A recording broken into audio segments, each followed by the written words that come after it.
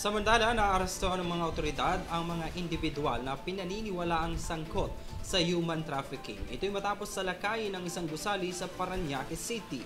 Ang kabuuang detalye ng balita, narito ang aking report. Move away from computer. Move away. Keep distance from your computer. Everybody, you. Keep distance from your computer. Ito ang ilang mga eksena sa isang gusali sa Parañaque City nang salakayin ng mga otoridad ang isang hinihinalang pugad ng iba't ibang ilegal na gawain sangkot ang mga banyagang individual.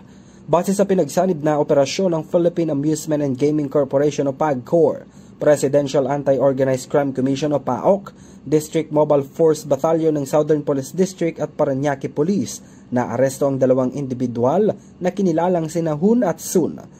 Ayon sa mga otoridad, sangkot umano ang dalawa sa human trafficking kung saan nadiskubre din sa 7th floor ng Sinoken Building sa Barangay Tambo ng naturang lungsod ang isang umano'y prostitution den.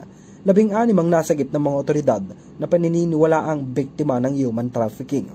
Maharap sa patong-patong na kaso ang mga nahuling suspect at posible pang kasangkot sa naturang illegal na aktibidad. Para sa EuroTV News, ako si Henry V. Nicolas, sumasaludo sa bawat Pilipino.